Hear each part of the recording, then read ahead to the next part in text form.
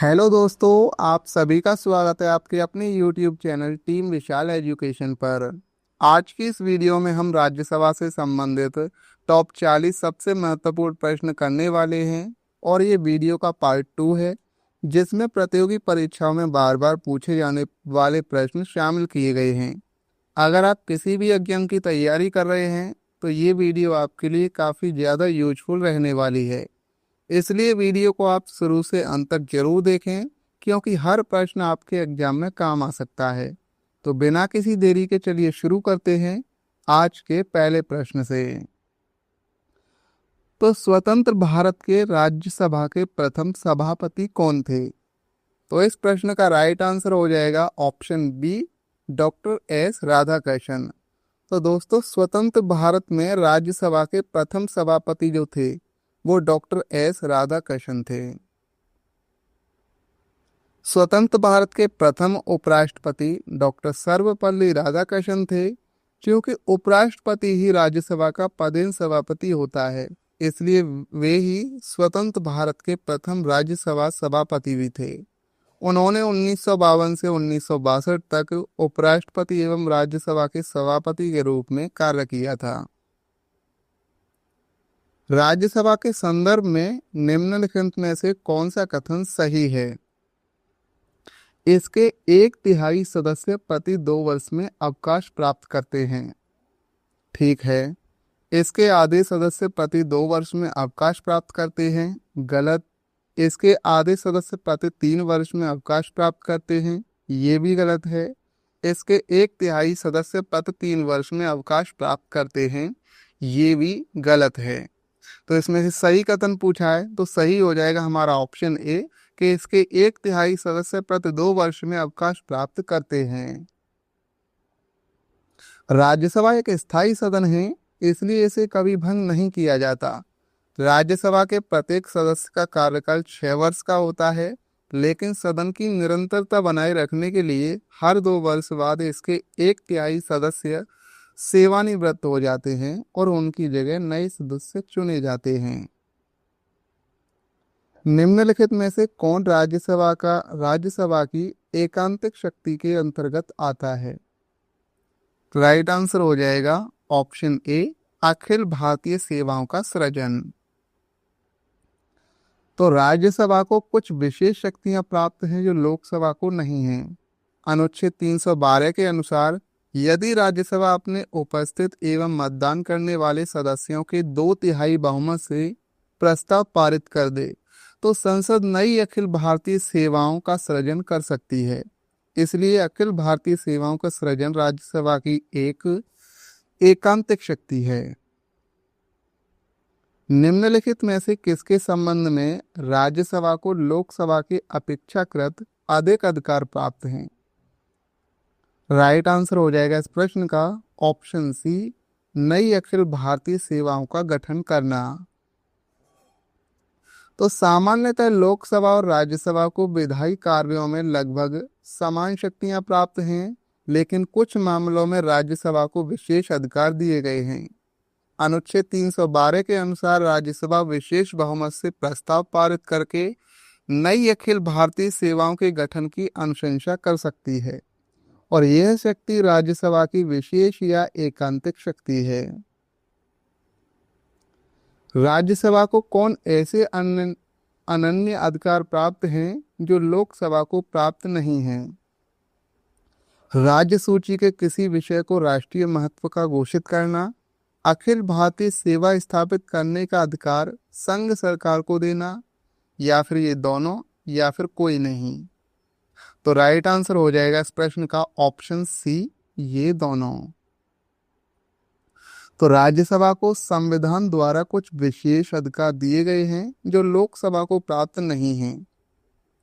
अनुच्छेद 249 के तहत राज्यसभा 2/3 बहुमत से प्रस्ताव पारित कर राज्य सूची के किसी विषय को राष्ट्रीय महत्व का घोषित कर सकती है। अनुच्छेद 312 के तहत राज्यसभा संसद को नई अखिल भारतीय सेवाएं बनाने का अधिकार दे सकती है। इसलिए दोनों कथन सही हैं। नई अखिल भारतीय सेवाएं स्थापित करने की दृष्टि से विशेष महत्व हैं। राइट आंसर हो जाएगा इस प्रश्न का ऑप्शन बी, राज्यसभा के प्रस्ताव का। अनुच्छेद 312 के अनुसार नई अखिल भारतीय सेवाएं स्थापित करने के लिए सबसे पहले राज्यसभा को विशेष बहुमत, उपस्थित एवं मतदान करने वाले सदस्यों का 2/3 बहुमत से प्रस्ताव पारित करना होता है और इसके बाद संसद का उस सेवा के गठन के लिए कानून बना सकती है। संविधान का अनुच्छेद 312 राज्यसभा को निम्नलिखित में से किसका अधिकार प्रदान करता है? राइट आंसर हो जाएगा ऑप्शन सी, एक या अधिक अखिल भारतीय सेवा सृजित करने का। संविधान का अनुच्छेद 312 राज्यसभा को यह विशेष अधिकार देता है कि वह विशेष बहुमत से प्रस्ताव पारित करके संसद को नई अखिल भारतीय सेवाएं बनाने की अनुमति दे सकती है, जैसे कि आईएएस, आईपीएस, आईएफओएस जैसी अखिल भारतीय सेवाएं। केंद्रीय संसद राष्ट्रीय हित में राज्य सूची के विषयों पर कानून बना सकती है यदि राज्यसभा उपस्थित सदस्यों के 2/3 विशेष बहुमत से एक प्रस्ताव पारित करे। संविधान के अनुच्छेद 249 के अनुसार यदि राज्यसभा उपस्थित और मतदान करने वाले सदस्यों के 2/3 बहुमत से यह प्रस्ताव पारित कर दे कि राज्य सूची का कोई विषय राष्ट्रीय महत्व का है तो संसद उस विषय पर कानून बना सकती है और यह राज्यसभा की एक विशेष शक्ति है। राज्यसभा धन विधेयक पर अपनी सहमति कितने दिनों तक रोक सकती है? 14 दिनों तक, 15 दिन, 30 दिन या 18 दिन तक? तो राइट आंसर हो जाएगा इस प्रश्न का ऑप्शन ए, 14 दिन तक रोक सकती है। धन विधेयक के मामले में राज्यसभा की शक्ति सीमित होती है। लोकसभा से पारित होने के बाद धन विधेयक राज्यसभा में भेजा जाता है, लेकिन राज्यसभा उसे अधिकतम 14 दिनों तक ही रोक सकती है। यदि 14 दिनों के अंदर राज्यसभा कोई कार्रवाई नहीं करती है तो धन विधेयक लोकसभा द्वारा पारित रूप में ही स्वीकृत माना जाता है। लोकसभा द्वारा पारित धन विधेयक राज्यसभा द्वारा भी पारित मान लिया जाता है यदि उच्च सदन उस पर किसी समय में कार्य संपादन न कर सके। 10 दिन, 14 दिन, 30 दिन या फिर 40 दिन? राइट आंसर है इस प्रश्न का 14 दिन। जब लोकसभा द्वारा पारित धन विधेयक राज्यसभा में भेजा जाता है तो राज्यसभा उसे अधिकतम 14 दिनों तक रोक सकती है। यदि राज्यसभा 14 दिनों के अंदर उस पर कोई कार्रवाई नहीं करती है तो वह धन विधेयक लोकसभा द्वारा पारित रूप में ही दोनों सदनों द्वारा पारित माना जाता है। राज्यसभा द्वारा लोकसभा को धन विधेयक कितने समय में लौटा दिए जाने चाहिए? 1 महीने में, 3 महीने, 14 दिन या फिर 6 महीने में? राइट आंसर हो जाएगा इसका ऑप्शन सी, 14 दिन में। नेक्स्ट क्वेश्चन है, राज्यसभा को भंग करने में कौन सक्षम है? राइट आंसर है इसका ऑप्शन डी, उपर्युक्त में से कोई भी नहीं है। राज्यसभा एक स्थायी सदन है, इसे कभी भंग नहीं किया जा सकता, इसलिए राज्यसभा को भंग करने की शक्ति किसी के पास नहीं है और राष्ट्रपति लोकसभा को भंग कर सकते हैं लेकिन राज्यसभा को नहीं। निम्न में से किस परिस्थिति के अंतर्गत राज्यसभा को भंग किया जा सकता है? तो इसका भी आंसर हो जाएगा ऑप्शन डी, इनमें से कोई भी नहीं। राज्यसभा एक स्थायी सदन होने के कारण इसके 1/3 सदस्य प्रति 2 वर्ष सेवानिवृत्त होते हैं। राज्यसभा का एक स्थायी सदन है, इसलिए इसे कभी भंग नहीं किया जा सकता। इसके सदस्यों को कार्यकाल 6 वर्ष का होता है। सदन की निरंतरता बनाए रखने के लिए हर 2 वर्ष बाद राज्यसभा के 1/3 सदस्य सेवानिवृत्त हो जाते हैं और उनकी जगह नए सदस्य चुन लिए जाते हैं। राज्यसभा के सदस्यों को नामित करने का अधिकार निम्नलिखित में से किसको है? राष्ट्रपति को, उपराष्ट्रपति, न्यायपालिका या फिर लोकसभा को? तो इसका राइट आंसर हो जाएगा ऑप्शन ए, राष्ट्रपति को। भारतीय संविधान के अनुच्छेद 80 के अनुसार राज्यसभा में 12 सदस्यों को राष्ट्रपति द्वारा नामित किया जाता है और ये सदस्य साहित्य, विज्ञान, कला और समाज सेवा के क्षेत्र में विशेष ज्ञान या अनुभव रखने वाले व्यक्ति होते हैं।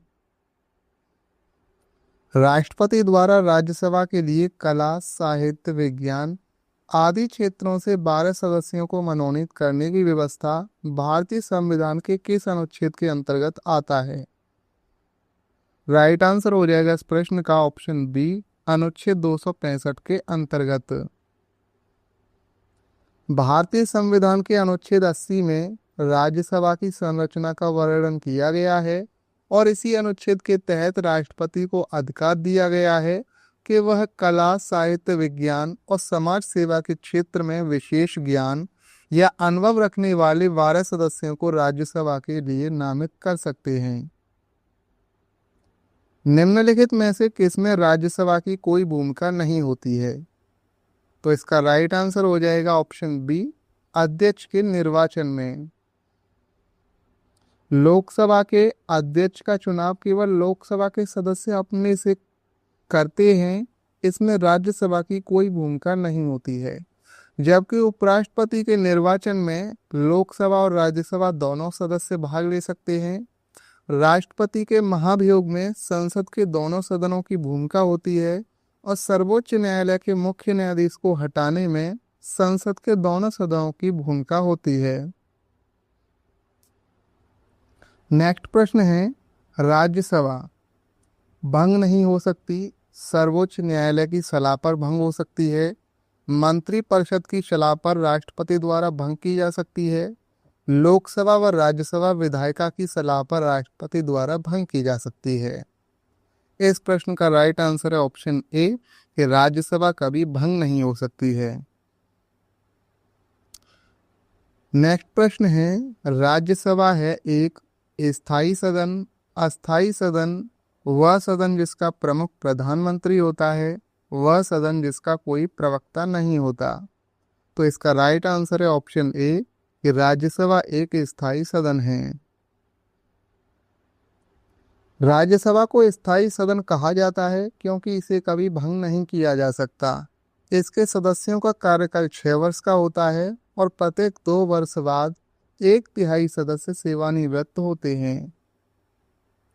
नेक्स्ट प्रश्न है, धन विधेयक पारित करने के लिए राज्यसभा को कितना समय दिया जाता है? राइट आंसर हो जाएगा इस प्रश्न का ऑप्शन ए, 14 दिन दिए जाते हैं। धन विधेयक लोकसभा द्वारा पारित होने के बाद राज्यसभा में भेजा जाता है और राज्यसभा को इस पर विचार करके अपनी सिफारिशों के साथ 14 दिनों के अंदर लोकसभा को वापस भेजना होता है। यदि राज्यसभा 14 दिनों के अंदर विधेयक वापस नहीं करती है तो वह लोकसभा द्वारा पारित रूप में ही पारित माना जाता है। राज्यसभा सामान्य विधेयक को अधिकतम कितनी अवधि के लिए रोक सकती है? तो इसका राइट आंसर हो जाएगा ऑप्शन डी, 6 माह के लिए। सामान्य विधेयक के मामले में राज्यसभा लोकसभा से पारित विधेयक को अधिकतम 6 महीने तक रोक सकती है। यदि राज्यसभा विधेयक को रोक देती है या असहमति जताती है तो दोनों सदनों के बीच गतिरोध होने पर संयुक्त बैठक बुलाई जा सकती है। सर्वप्रथम किस फिल्म अभिनेता को राज्यसभा का सदस्य मनोनीत किया गया था? राइट आंसर है इसका ऑप्शन डी, पृथ्वीराज कपूर को। भारत में राज्यसभा के लिए सर्वप्रथम फिल्म अभिनेता के रूप में पृथ्वीराज कपूर को मनोनीत किया गया था और वे 1952 में राज्यसभा के सदस्य बने थे। राज्यसभा के लिए नामित प्रथम फिल्म अभिनेत्री कौन थी? तो इसका राइट आंसर है ऑप्शन ए, नरगिस दत्त। राज्यसभा में कला, साहित्य, विज्ञान और समाज सेवा के क्षेत्र से राष्ट्रपति द्वारा 12 सदस्यों को मनोनीत किया जाता है और फिल्म जगत से सबसे पहले अभिनेत्री के रूप में नरगिस दत्त को राज्यसभा के लिए मनोनीत किया गया था। नेक्स्ट प्रश्न है, निम्नलिखित में से कौन सा हिंदी साहित्य का राज्यसभा का सदस्य था? राइट आंसर है ऑप्शन सी, रामधारी सिंह दिनकर। हिंदी के प्रसिद्ध कवि और साहित्यकार रामधारी सिंह दिनकर राज्यसभा के सदस्य रहे थे और उन्हें उनकी साहित्य उपलब्धियों के लिए जाना जाता है और वे राष्ट्र कवि के रूप में प्रसिद्ध हैं। प्रधानमंत्री पद पर नियुक्त होते समय निम्नलिखित में से कौन राज्यसभा का सदस्य था? इंदिरा गांधी, मनमोहन सिंह, इंद्र कुमार गुजराल या फिर ये सभी? राइट आंसर है इस प्रश्न का ऑप्शन डी, उपर्युक्त सभी। यानी प्रधानमंत्री पद पर नियुक्त होते समय इंदिरा गांधी, मनमोहन सिंह और इंद्र कुमार गुजराल ये राज्यसभा के सदस्य थे। भारत में प्रधानमंत्री बनने के लिए लोकसभा का सदस्य होना जरूरी नहीं है। कोई व्यक्ति राज्यसभा का सदस्य रहते हुए भी प्रधानमंत्री बन सकता है, लेकिन उसे 6 महीने के अंदर संसद के किसी सदन का सदस्य बने रहना आवश्यक होता है। राज्यसभा की प्रथम महिला महासचिव कौन थी? मंजीत वालिया, नजमा हेपतुल्ला, के गीता या फिर BS Rama Devi? Right answer है इसका option D, VS Rama Devi. Rajya Sabha की प्रथम महिला महासचिव बनने का गौरव BS रमा देवी को प्राप्त है। उन्होंने राज्यसभा के महासचिव के रूप में कार्य किया था। राज्यसभा का सर्वप्रथम गठन कब हुआ था? तो इसका राइट आंसर है ऑप्शन डी, 3 अप्रैल 1952 को। भारतीय संविधान लागू होने के बाद राज्यसभा का सर्वप्रथम गठन 3 अप्रैल 1952 को हुआ था और इसके बाद 13 मई 1952 को राज्यसभा की पहली बैठक हुई थी। राज्यसभा की पहली बैठक किस वर्ष हुई थी? 1947, 1954, 1950 या फिर 1952 में? तो इसका राइट आंसर है ऑप्शन डी, 1952 में। तो राज्यसभा का गठन 3 अप्रैल 1952 को हुआ था और इसकी पहली बैठक 13 मई 1952 को आयोजित हुई थी। राज्यसभा के पहले समूह की सेवानिवृत्ति कब हुई थी?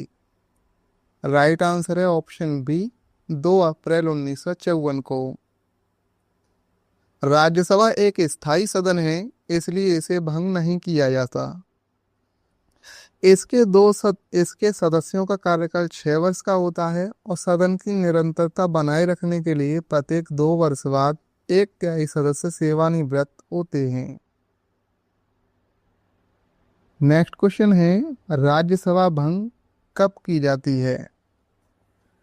तो इसका राइट आंसर है ऑप्शन डी, कि राज्यसभा कभी भंग नहीं की जाती है। राज्यसभा के बारे में निम्नलिखित में से कौन सा कथन सही है? राज्यसभा की अधिकतम अनुग्रह संख्या 250 है। राज्यसभा में 238 सदस्य राज्यों और संघ शासित क्षेत्रों से अप्रत्यक्ष रूप से निर्वाचित होते हैं। तीसरा है, अखिल भारतीय सेवाओं के सृजन जैसे मामलों में इनकी लोकसभा के साथ समान रूप से विधायी शक्तियां हैं। अब पूछा है हमने कि नीचे दिए गए कूट का प्रयोग करके सही उत्तर चुनिए। तो इसका राइट आंसर हो जाएगा ऑप्शन बी, 1, 2, 3, यानी कि ये तीनों ही सही हैं। हमारे संविधान के अनुसार राज्यसभा का कार्यकाल समाप्त होने का विषय नहीं है। राज्यसभा को स्थायी सदन कहा जाता है, इसलिए इसका कार्यकाल कभी समाप्त नहीं होता है और इसे कभी भंग नहीं किया जाता। राज्यसभा के प्रत्येक सदस्य का कार्यकाल 6 वर्ष का होता है, लेकिन हर 2 वर्ष बाद 1/3 सदस्य सेवानिवृत्त हो जाते हैं। राज्यसभा के सदस्य बनने हेतु अर्हताओं के संदर्भ में निम्नलिखित अभिकथनों पर विचार कीजिए तथा उनके नीचे दिए गए कूट से सही उत्तर चुनिए। पहला है, उम्र कम से कम 30 वर्ष होनी चाहिए। दूसरा है, जहां से अभ्यर्थी को निर्वाचित किया जाना है उस राज्य की मतदाता सूची में मतदाता के रूप में पंजीकृत होना चाहिए। और तीसरा है कि राज्य के अंतर्गत लाभ का पद धारित नहीं होना चाहिए। तो इसका राइट आंसर हो जाएगा ऑप्शन ए। 1 और 2 सही है, तीसरा सही नहीं है। निम्नलिखित कथनों पर विचार कीजिए। पहला है, केवल राज्यसभा में यह शक्ति निहित है कि वह यह घोषणा करे कि राज्य सूची में से किसी विषय के संबंध में राष्ट्रीय हित में संसद विधि बना सकती है। और दूसरा है, आपात की उद्घोषणा का अनुमोदन करने वाले संकल्प केवल लोकसभा द्वारा पारित किए जाते हैं। इनमें से कौन सा सही है? तो इसका राइट आंसर हो जाएगा ऑप्शन ए। केवल पहला सही है, दूसरा सही नहीं है। लोकसभा द्वारा विचारार्थ भेजे गए वित्त विधेयक को राज्यसभा अधिकतम कितने समय तक रोक सकती है? राइट आंसर है ऑप्शन डी, 14 दिन तक। संसद के किसी भी सदन के 2 सत्रों के बीच अंतराल किससे अधिक नहीं होना चाहिए? राइट आंसर हो जाएगा ऑप्शन बी, 6 महीने। भारतीय संविधान के अनुच्छेद 83 के अनुसार संसद के किसी भी सदन, लोकसभा या राज्यसभा के 2 सत्रों के बीच 6 महीने से अधिक का अंतराल नहीं होना चाहिए। इसका अर्थ है कि संसद की बैठक वर्ष में कम से कम 2 बार अवश्य होनी चाहिए। नेक्स्ट प्रश्न है, राज्यसभा विघटित हो जाती है 4 वर्ष बाद, 5 वर्ष बाद, 6 वर्ष बाद या फिर कभी नहीं होती? राइट आंसर हो जाएगा इस प्रश्न का ऑप्शन डी, कभी नहीं होती। राज्यसभा किसके द्वारा भंग की जा सकती है? तो इसका राइट आंसर हो जाएगा किसी के द्वारा भंग नहीं की जाती है। नेक्स्ट प्रश्न है, निम्नलिखित में से कौन सा सदन का सदस्य हुए बिना इसके अध्यक्ष के रूप में कार्य कर सकता है? तो इसका राइट आंसर हो जाएगा ऑप्शन बी, भारत का उपराष्ट्रपति। राज्यसभा का सभापति भारत का उपराष्ट्रपति होता है और उपराष्ट्रपति राज्यसभा का सदस्य नहीं होता, फिर भी वह राज्यसभा के सभापति के रूप में कार्य करता है। नेक्स्ट प्रश्न है, भारत में निम्नलिखित में से कौन सा विधेयक राज्यसभा